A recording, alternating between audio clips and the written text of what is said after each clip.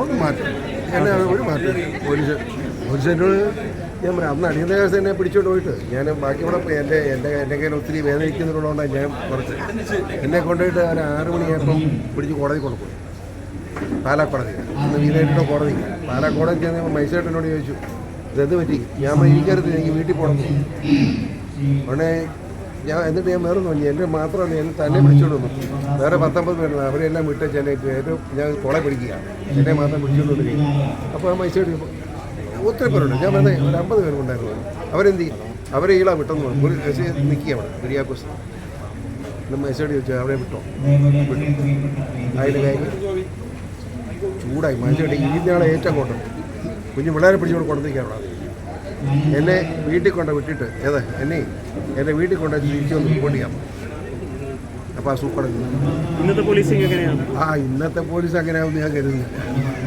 മയപ്പെട്ടു ഇന്നത്തെ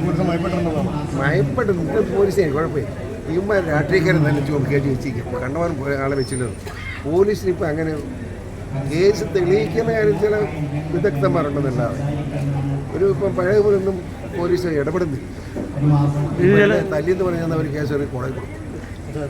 ചില ഗുരുതര ഒരു ആരോപണം പറഞ്ഞിട്ടുണ്ടായിരുന്നു പ്രസംഗത്തിൽ ഈ നെഹ്റുവാണ് ഇതിൽ ആദ്യത്തെ ഈ അമെൻമെന്റ് കൊണ്ടുവന്നതിലൂടെ വലിയ തെറ്റുകാരനാണ് നെഹ്റു എന്ന് പറയുന്ന ഈ രാജ്യത്തെ നശിപ്പിച്ചതിൽ ഒന്നാം പ്രതി ജവഹർലാൽ നെഹ്റു എന്ന് പറയുന്നത് മുസൽമാനാണ്. കടിച്ചൊക്കെ പറയാം എന്നാ കുഴപ്പം മുസൽമാനാണ്. അങ്ങനെ വാപ്പ മോത്തിലാൽ ഒരു മുസ്ലിം എന്ന് എല്ലാവരും പറയുന്നുണ്ടല്ലോ. മോത്തിലാലിൻ്റെ വാപ്പ മുസ്ലിമാണെന്ന് പറയുന്നുണ്ട്.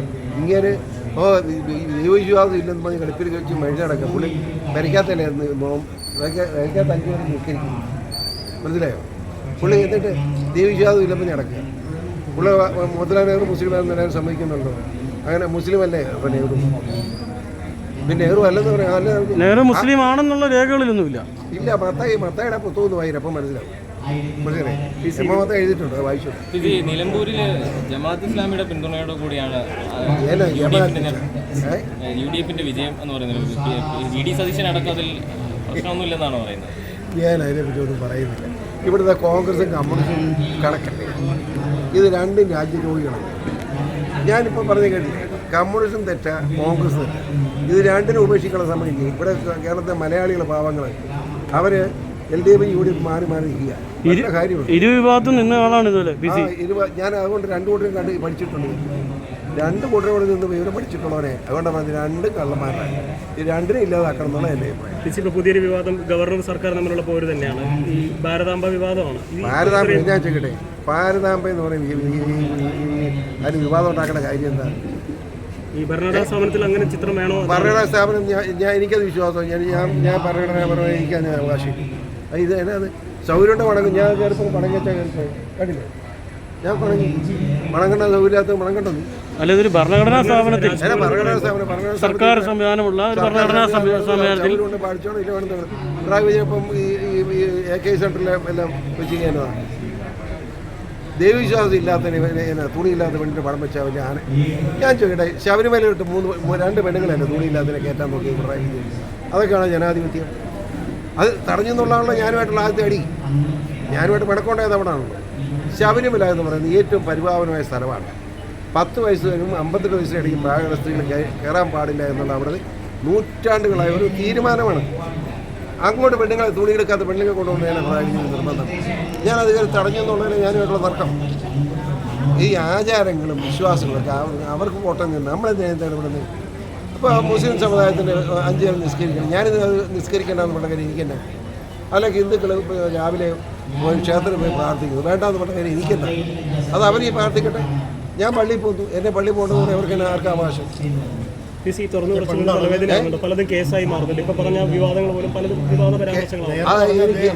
കേസാണെന്ന് എനിക്ക് ഇഷ്ടമാണ്. വല്ലപ്പോഴും കോടതി കണ്ടുകൊണ്ടിരിക്കാറുണ്ട്. പാകിസ്ഥാന്റെ വിജയം വരുമ്പോൾ ചിലർ അല്ലാഹു അക്ബർ വിളിക്കുന്നു. അങ്ങനെയുള്ളവർക്ക് അത് തെറ്റല്ലേ? ആ മര്യാദയല്ലേ കാണിക്കുന്നത്? പൂക്കരുതല്ലോ സമൂഹത്തെ മുഴുവൻ പറഞ്ഞു. അല്ലെ ഒന്നാം തരം മുസ്ലിങ്ങൾ ഇതിൽ എവിടെ ഇരിക്കണോ? സ്റ്റേയിൽ ഇരിക്കണല്ലോ. ഷാബിക്ക് എന്നാ കുഴപ്പം? അങ്ങനെ ഇരുത്തിക്കൊണ്ടല്ലേ ഞാൻ പറഞ്ഞു. മുസ്ലിം സമൂഹം അത് ചിന്തിക്കണം. മുസ്ലിം സമൂഹം ഇതുപോലെ പാകിസ്ഥാന് വിക്കറ്റ് പോകുമ്പം കരയുകയും ഇന്ത്യയുടെ വിക്കറ്റ് പോകുമ്പോൾ കൈയടിക്കുകയും ചെയ്യുന്ന സ്വഭാവം ഇന്ത്യക്കകത്ത് കിടന്ന് ഇന്ത്യയുടെ കഞ്ഞി കുടിച്ചുകൊണ്ട് തെറ്റാണെന്ന് മുസ്ലിം നേതാക്കന്മാർ ഇവരെ പറഞ്ഞ് മനസ്സിലാക്കണമെന്ന് എൻ്റെ അഭിപ്രായം. എൻ്റെ കുഴപ്പം എത്ര 100 ഞാൻ പല പ്രാവശ്യം പറഞ്ഞിട്ടുണ്ട്, ഇനിയും പറയുന്നു. ഞാൻ പേട്ടയല്ലേ ജീവിക്കുന്നത്. ഞാൻ പറഞ്ഞു, എൻ്റെ എണ്ണം പറഞ്ഞു, ഇനിയും പറയണം. ഇത് ആരെങ്കിലും പറയണ്ടേ മക്കളെ? പറഞ്ഞതിൽ കുഴപ്പമാണ്. കേസെടുക്കാൻ ഭയമില്ലെന്നാണോ പറയുന്നത്? 10-16 കേസ് ഉണ്ടല്ലോ, എനിക്ക് ഭയമുണ്ടോ? ചുമ്മാ എടുക്കട്ടാവ് കേസ് അവരുടെ തമാശയില്ല. ഞാൻ എൻ്റെ പൊന്നുമാനെ പറയുമ്പോൾ തെറ്റിലേക്ക് തിരുവനന്തപുരത്ത് സീറ്റ് എന്നെ ഈരാറ്റോടെ 100-300 പോലീസുകാർ പിടിച്ചുകൊണ്ട് പോയി. അപ്പോൾ ഞാൻ കമ്മീഷൻ വന്ന് ദൈവത്തോടെ സുഹൃത്ത് ഈയുടെ വിഷമിക്കണം, എന്നെ ഫോൺ ചെയ്തു. ഞാൻ വന്നേക്കാം, എന്തിന് ഇത്തരം കാശ് ചേർക്കാൻ? ഒന്നാമത് കടം കയറി പൊളിഞ്ഞിരിക്കുകയാണ്, ഞാൻ വന്നേക്കാം. അപ്പോൾ അത് കഴിഞ്ഞൊരു 2 ആഴ്ച ഇപ്പം കമ്മീഷൻ വെച്ചിങ്ങനെ നാളെ ഒന്ന് 10 മണിക്ക് തിരുവനന്തപുരത്ത് എത്തണമല്ലോ, ഏതൊരു കേസാണ്. ഞാൻ ഒരു കാര്യം ചെയ്യാം, നാളെ രാവിലെ പുറപ്പെട്ടേക്കാം, ഒരു 11 ആക്കാൻ പറ്റും, 11. അപ്പോൾ രാവിലെ എന്നെ വിളിച്ചു കൊണ്ട് ഞാൻ പറഞ്ഞു, ഞാൻ ഇറങ്ങിക്കളഞ്ഞ് കമ്മീഷൻ മേടിക്കേണ്ട, കൃത്യം 10:30 മണിക്ക് ഞാൻ ഗസ്റ്റ് ഹൗസ് കണ്ടേക്കാം. ഞാൻ അവിടെ ചെന്നു, ഒരു 100 ചോദ്യം, ഒരു 10 പോലീസുകാർ ഇരുന്നുണ്ട് കമ്പ്യൂട്ടർ ചോദിച്ചു. അതിൻ്റെ ഉത്തരവെല്ലാം പറഞ്ഞു. ആ പറഞ്ഞു കഴിഞ്ഞ് എടുത്ത് കമ്മീഷൻ വന്നു. ഞാൻ ഒരു തെറ്റും കാണുന്നില്ലല്ലോ, എന്ത് ഇങ്ങനെ കേസ് കൊണ്ട് വരുന്നു ഓരോരുത്തർ, എന്നാൽ എമ്മിലേക്ക് വാ എന്നു പറഞ്ഞു. ഞാൻ ഏറ്റപ്പം ഇത് ഒരു അസിസ്റ്റന്റ് കമ്മീഷൻ എടുത്ത് ഒരു 10 രൂപ പോലീസുകാർ. അപ്പോൾ കമ്മീഷൻ എന്നെ അറസ്റ്റ് ചെയ്യാൻ വന്നു. എന്നെ പുള്ളി തന്നെ അത് ചെയ്തേ. ഇന്നലെ രാത്രി ഞങ്ങൾ തൈക്കാട് ഗസ്റ്റ് ഹൗസ് ഇരിക്കുക. ഇന്നലെ രാത്രി തൈക്കാട് ഗസ്റ്റ് ഹൗസ് വെച്ച് ഒരു സ്ത്രീയെ ബലാത്സംഗം. അപ്പോൾ കമ്മീഷൻ ഒറ്റിച്ച് ഇവിടെ അത് ഭയങ്കരമാണല്ലോ, ഈരാച്ചോട്ട് 200 കിലോമീറ്റർ അവിടെ ഇരുന്നുകൊണ്ട് ഇവിടെ ബലാത്സംഗം ചെയ്തു. എല്ലാവരും തിരിച്ചുപോയി. അപ്പോൾ അസിസ്റ്റന്റ് കമ്മീഷൻ സാർ മുകളിൽ നിന്നുള്ള നിർദ്ദേശമാണ്. ഞാൻ ബലാത്സംഗം പറഞ്ഞ് കേസെടുത്തല്ലേ, ഞാൻ അറസ്റ്റ് ചെയ്തോളാൻ പറഞ്ഞു. കോടതി കൊണ്ടുവന്നു. കോടതി നല്ല വർത്തമാനം നല്ല മഴ ജാമ്യം തന്നു. ബലാത്സംഗം ജാമ്യമുണ്ടോ? ഈ ജാമ്യം തന്നു. അവർക്ക് മനുഷ്യ കള്ളക്കേസാണ്. ഇതുപോലെ എത്രയോ കേസ് വരുന്നു. ഇതൊന്നും ഞാൻ പേടിക്കാം. ആ പേടിക്കുന്നവരെ പേടിപ്പിക്കട്ടെ, നമ്മളെ